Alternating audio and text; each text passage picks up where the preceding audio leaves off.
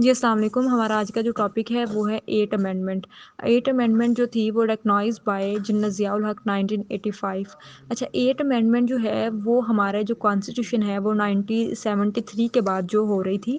تو جنرل ضیاء الحق جو تھا اس نے جو ہے 8 امینڈمنٹ کی تھی کہ جس طرح جو تھا 1985 میں الیکشن ہوئے تھے تو وہ جو الیکشن ہوئے تھے وہ نان بیس پارٹی الیکشن ہوئے تھے. تو اس میں کیا ہوا تھا پارلیمنٹ کی جو تھی وہ میٹنگ ہوئی تھی جو کہ 23 مارچ کو ہونی تھی. لیکن یہ جو میٹنگ تھی یہ جو لیکن میٹنگ جو تھی وہ اس امینڈمنٹ سے پہلے ہی کر لی گئی تھی. ٹھیک ہے, یہ جو میٹنگ تھی 23 مارچ کو ہونی تھی یہ امینڈمنٹ سے پہلے ہی کر لی گئی تھی. تو اس سے جو ہے 1973 کے کانسٹیٹیوشن کے بارے میں جو تھی بات چیت ہونی تھی لیکن یہ جو میٹنگ تھی پہلے ہی کر لی گئی تھی. تو اس سے یہ بات جو ہے ظاہر ہوتی ہے کہ تب جو تھا جو ضیاء تھا جنرل ضیاء الحق جو تھا وہ ڈکٹیٹر تھا, کیونکہ ڈکٹیٹرشپ تو تھی اس کے ہاتھ میں تھی تو وہ ڈکٹیٹر تھا. تو اس نے کیا کیا کہ ڈکٹیٹرشپ کا اس نے فائدہ اٹھاتے ہوئے اس نے جو 1973 کا کانسٹیٹیوشن تھا اس کی دھجیاں اڑا دی تھی.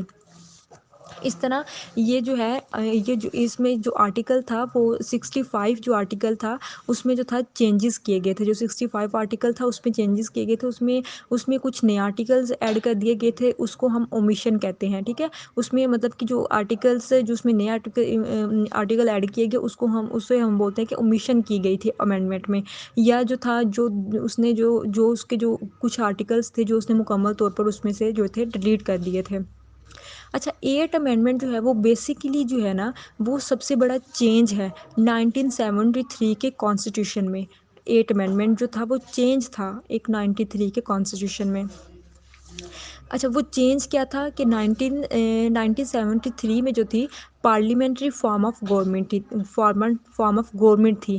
پارلیمنٹری فارم آف گورنمنٹ تھی. تو جنرل ضیاء نے کیا کیا تھا کہ جو پارلیمنٹری فارم آف گورنمنٹ تھی اس کو جو تھا اس نے پریزیڈینشل فارم آف گورنمنٹ بنا دیا تھا. تو اس سے یہ ہوا تھا کہ پریزیڈنٹ کو جو تھے وہ سارے اختیار جو تھے وہ مل گئے تھے. تو وہ اسمبلی کو جو تھا جب سارے اختیار جو تھے وہ پریزیڈنٹ کو ملے تھے تو اس کو جو وہ تھا اسمبلی کو جو تھا پریزیڈنٹ جو تھا وہ ڈسمس بھی کر سکتا تھا. ٹھیک ہے, پوائنٹ نمبر 1. اور پوائنٹ نمبر 2 وہ وزیر اعظم کو ہٹا بھی سکتا تھا. نیکسٹ ہے جی وہ اسمبلی کو توڑ بھی سکتا تھا. اس کے بعد جو اچھا جی اس کے بعد جو تھا جو اسمبلی میں پریزیڈنٹ کو جو تھا نا وہ الیکٹ کرنے کا حق بھی تھا. ٹھیک ہے, وہ الیکٹ بھی اس میں کر سکتا تھا.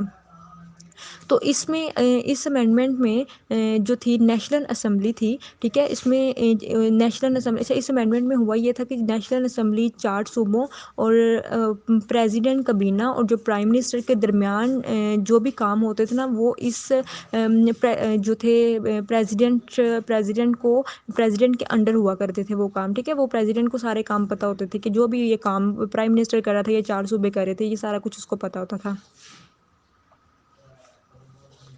اچھا اگر نیشنل اسمبلی جو تھی اچھا جو نیشنل اسمبلی جو تھی اگر وہ ڈسولو ہو جاتی تھی تو اس کے ڈسولو ہونے کے بعد جو تھے 120 دن کے اندر جو ہے وہ الیکشن کو جو ہے دوبارہ کنڈکٹ کرواتے تھے. ٹھیک ہے, کنٹری میں دوبارہ جو ہے 120 دن کے اندر جو تھے الیکشن جو تھے وہ دوبارہ کنڈکٹ ہو جاتے تھے.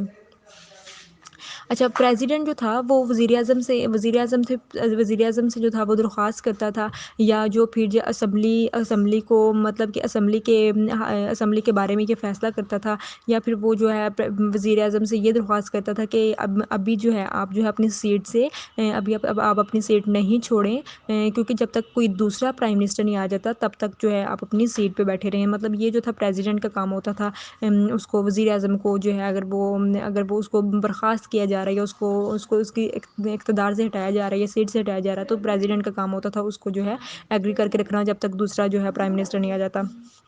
اس کے بعد اس میں جو سینٹ کے ممبرس کی تعداد تھی وہ 73 تھی تو اس کو بڑھا کر جو تھا وہ 87 کر دیا گیا تھا. اس کے بعد 5 سیٹیں جو تھی وہ ٹیکنوریٹس یا علماء کو دے دی گئی تھی. ٹھیک ہے, ان کے لیے رکھی گئی تھی.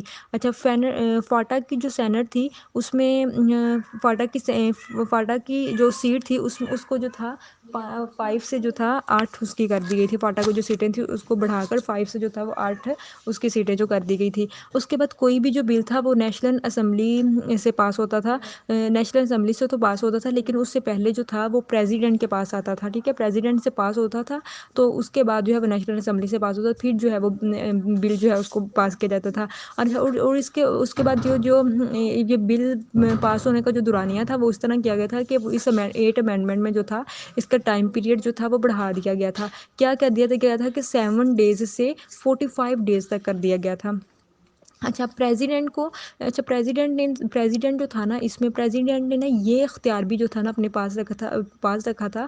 وہ کون سا اختیار تھا؟ وہ یہ اختیار تھا کہ نیشنل اسمبلی کے کسی بھی ممبر کو جو ہے وہ جو تھا پرائم منسٹر بنا سکتا تھا، ٹھیک ہے، وہ نیشنل اسمبلی کسی بھی ممبر کو پرائم منسٹر بنا سکتا تھا۔ یہ اختیار بھی جو تھا پریزیڈنٹ کے پاس ہوتا تھا، لیکن اس میں ایک شرط ہوتی تھی، وہ شرط یہ ہوتی تھی کہ جو پرائم منسٹر بنے گا وہ میجورٹی آف کمانڈ ہو، اس کو پتہ ہو، ٹھیک ہے، کس طرح یہ سارا کچھ لیڈ کرنا ہے۔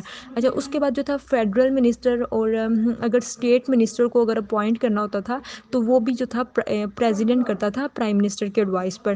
اس کے بعد اس نے جو تھا یہ اگر جو پوائنٹ ہو رہے ہیں جو منسٹرز وغیرہ یا ممبرز وغیرہ منسٹرز وغیرہ اسٹیٹ کے، فیڈرل کے یا پرائم منسٹر جو بھی تھا، اس نے بتایا تھا کہ ان کے جو ہے ان کی کریکٹرسٹکس کیا ہونی چاہیے، تو وہ اس نے بتائی تھی کہ وہ کوالیفیکیشن اس کی کیا ہونی چاہیے، کوالیفیکیشن آف ممبرز، مطلب کہ یہ جو فیڈرل منسٹرز اور اسٹیٹ میں فیڈرل میں جو بھی بندے آ رہے ہیں، جو بھی ممبر اس میں آئیں گے اپوائنٹ ہوں گے، ان کی کوالیفیکیشن کیا ہونی چاہیے۔